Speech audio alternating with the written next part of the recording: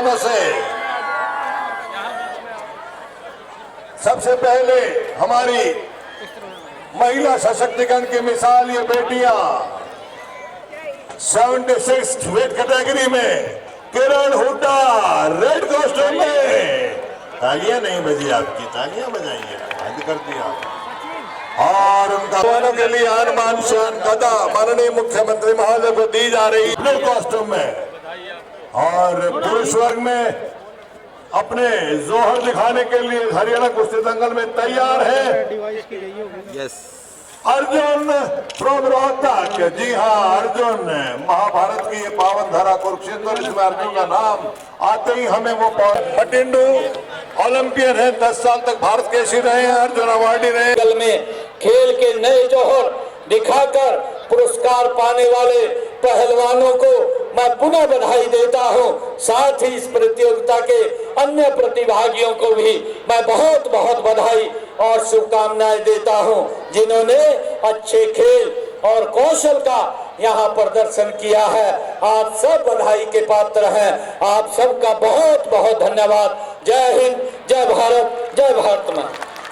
नेतृत्व मिल रहा है, मार्गदर्शन मिल रहा है, तो कोई वजह नहीं है कि खेल के प्रति हरियाणा प्रदेश जिस प्रकार से उसका नाम है उससे और भी आगे ले जाने का चेष्टा करेंगे। आपका बहुत शानदार इकहरी में अटैक और सपोर्ट देने की कोशिश, और ये बहुत ही शानदार, और इसके साथ और आशीर्वाद देने के लिए बहुत बहुत धन्यवाद सरकार में यहाँ पर। और ये बहुत ही उम्दा कुश्ती मिलेगी। सभी ध्यान से और डिसिप्लिन उसमें अपना बैठिए प्लीज। वॉलंटियर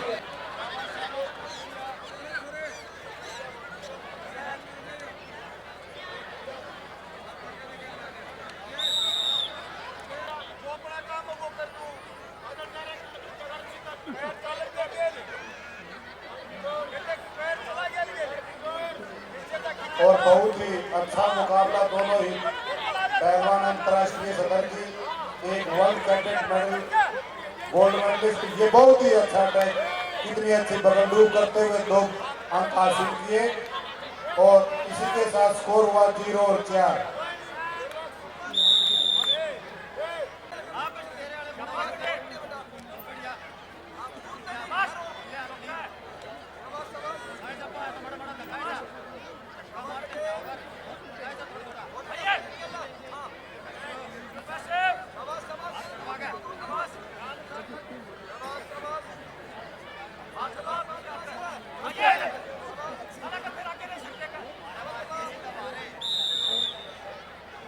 और किरण को कोई भी मौका नहीं दे रही है कि वो कहीं से सपोर्ट निकाल सके,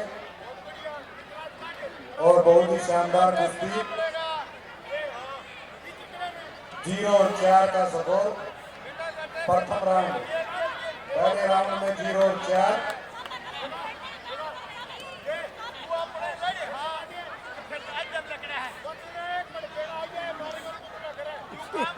और ये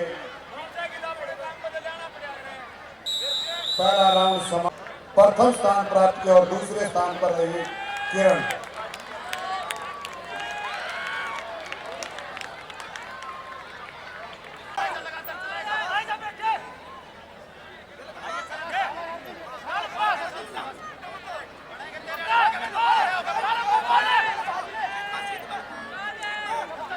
नहीं तो आपके खिलाफ कार्रवाई की जाएगी।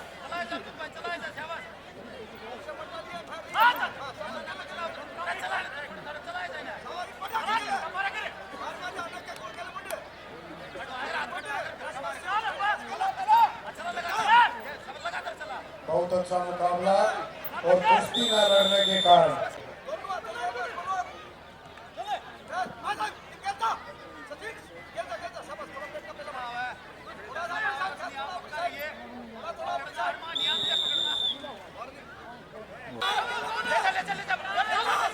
दोबारा कोशिश, लेकिन नाकाम। और दोबारा फिर लेकिन ब्लू कॉस्ट्यूम के पहलवान द्वारा फिर काउंटर करने की कोशिश, लेकिन रेड कॉस्ट्यूम का पहलवान निकल गया, और कोई भी सपोर्ट नहीं किसी भी पहलवान का। लेकिन दोबारा फिर वहीं से अटैक करने की कोशिश, लेकिन ब्लू कॉस्ट्यूम के पहलवान ने फिर अटैक को नाकाम किया और आप कुश्ती का दावा की 1.5 मिनट से ऊपर समय चला और दोबारा फिर अटैक करने की कोशिश।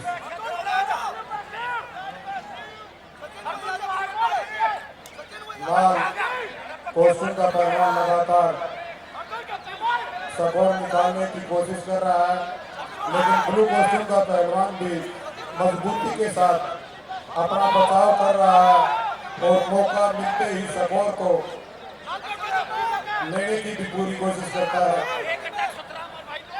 और इस कुश्ती का 45 सेकंड शेष है।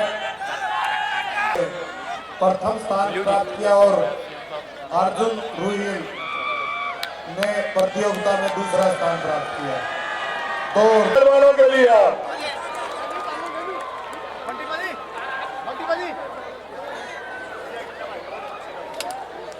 पहलवानों ने जिस प्रकार से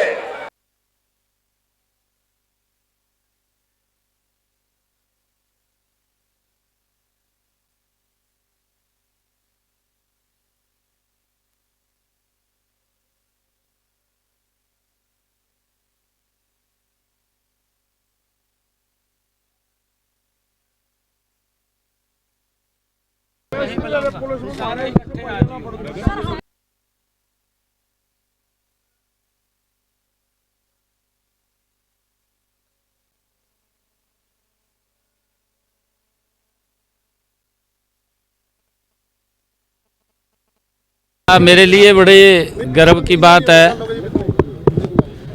कि हरियाणा कुश्ती दंगल अंतर्राष्ट्रीय गीता जयंती महोत्सव के इस अंतिम दिन के कार्यक्रम में हमारे जो खिलाड़ी हैं पिछले 3 दिनों से अलग अलग स्थानों के ऊपर पूरे हरियाणा प्रदेश के अंदर ये गेम्स चल रहे थे। आज उसका समापन था। इस समापन के ऊपर हमारे हरियाणा प्रदेश के सभी भीम अवार्डी, अर्जुन अवार्डी और हमारे सभी खिलाड़ी आज कुरुक्षेत्र के इस पावन भूमि के ऊपर उपस्थित हुए और यहाँ पर हमारे खिलाड़ियों ने इस कुश्ती दंगल में अपनी प्रतिभा को सभी के सामने वो रखा है। कुछ फर्स्ट आए हैं, कुछ सेकंड आए हैं, कुछ थर्ड पोजीशन पर भी रहे हैं। मैं सभी खिलाड़ियों को जिन्होंने पार्टिसिपेट इस हरियाणा कुश्ती दंगल में किया है, चाहे वो जिला स्तर पर थे या वो स्टेट स्तर के ऊपर आए हैं, उन सभी को मैं बहुत बहुत बधाई और शुभकामनाएं देता हूं, क्योंकि हमारी ये प्राचीन परंपरा रही है और प्राचीन इस परंपरा को लगातार आगे बढ़ाने का काम हमारे सभी हरियाणा के लोग और हमारी सरकार मिलकर के इसको करती है।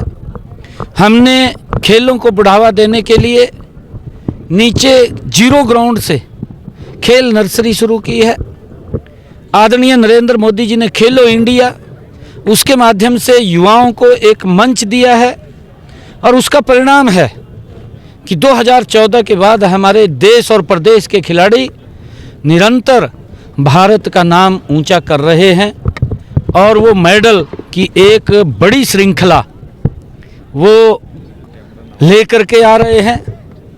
चाहे वो गोल्ड मेडल है, चाहे वो सिल्वर मेडल है और चाहे वो कांस्य मेडल है, हर क्षेत्र के अंदर हमारे युवाओं ने अपनी प्रतिभा के झंडे गाड़े हैं। मुझे ये भी खुशी है जब पूरे देश के मेडल आते हैं, उन मेडलों में हमारे हरियाणा के युवा नंबर 1 के ऊपर आते हैं। ये हमारे लिए बड़े गर्व की बात है, क्योंकि सरकार मजबूती से खिलाड़ियों के साथ उनको आगे बढ़ाने के लिए निरंतर काम कर रही है। मैं सभी युवाओं से अपील करना चाहूँगा कि हम इन खेलों का नशा करें, हम एजुकेशन का नशा करें। आज हरियाणा में बिना पर्ची बिना खर्ची के युवाओं को नौकरी मिल रही है, ये हमारे लिए गर्व की बात है। और अन्य नशों से हम बचें, नशा करें हरियाणा की माटी का, हरियाणा के खेलों का, हरियाणा के हमारी संस्कृति कल्चर का, और हम हरियाणा को आदरणीय मोदी जी के उस सपने को साकार करते हुए मैं इस आज के इस अवसर के ऊपर हरियाणा प्रदेश के युवाओं को कहना चाहूँगा कि प्रधानमंत्री जी का जो एक विजन है कि ये भारत 2047 तक विकसित राष्ट्र बनेगा, ये वही क्रीम है। हमारे वो अर्जुन अवार्डी जो आज यहाँ उपस्थित हुए हैं, आज हमारे जो भीम अवार्डी यहाँ उपस्थित हुए हैं, ये वही खिलाड़ी हैं जो इस देश के लिए गोल्ड लेकर के आते हैं कि इस भारत को, इस हरियाणा को विकसित हरियाणा और विकसित भारत बनाने में अपनी भूमिका अदा करेंगे। मैं सभी हर प्रकार का जो नशा है जो हमारे शरीर को नुकसान पहुंचाता है या हमारे शरीर की को कमज़ोर करता है, नशे से हमारी विकास की गति कम होती है। किस युवा के अंदर क्या प्रतिभा छिपी हुई है, जब वो युवा मंच के ऊपर दिखाता है तब उसकी प्रतिभा निखर करके सामने आती है। अगर वो गलत रास्ते पर चला जाता है तो प्रतिभा भी अपना दम घोट लेती है, वो प्रतिभा दिखाई नहीं देती। मैं युवाओं से अपील करूंगा कि नशे से हम बचें। मैं सभी हरियाणा प्रदेश के आम जन से भी अपील करूंगा कि अपने बच्चों को नशे से दूर रखिए। उनको आगे बढ़ाने के लिए जब सरकार सपोर्ट कर रही है तो उनको आगे बढ़ाने का मौका दे रही है। हम देखिए, ये आदरणीय प्रधानमंत्री जी का एक विजन था। उन्होंने कहा भी था कि देश के अंदर वन नेशन वन इलेक्शन के तहत ही चुनाव होने चाहिए। इससे क्योंकि पैसे का भी बहुत ज़्यादा मात्रा में दुरुपयोग होता था, वेस्टेज होती थी, विकास की गति रुकती थी। और विकास की गति इसलिए रुकती थी क्योंकि हर 3-4 महीने के बाद कहीं ना कहीं चुनाव होते थे।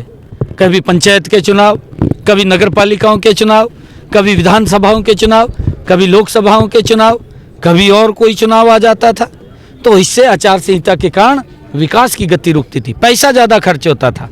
परंतु आदरणीय प्रधानमंत्री जी का जो ये विजन है, ये स्वागत योग्य है।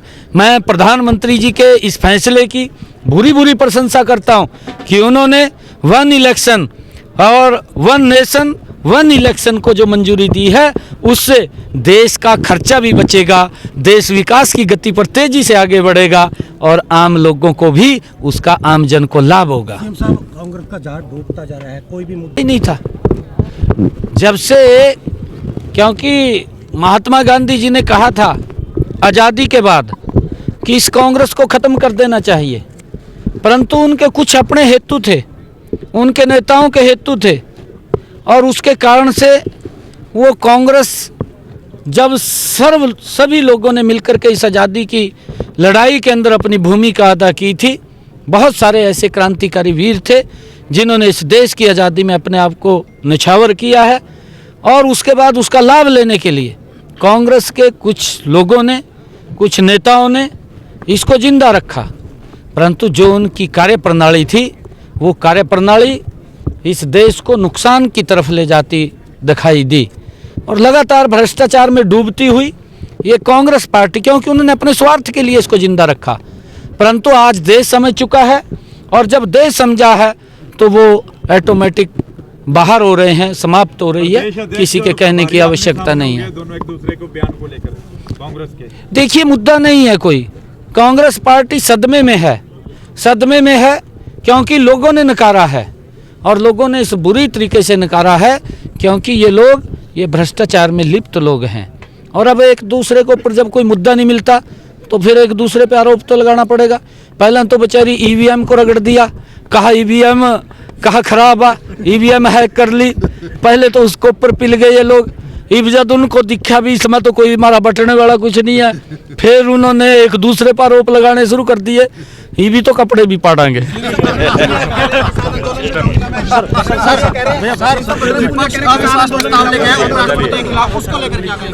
उनका मुद्दा नहीं है।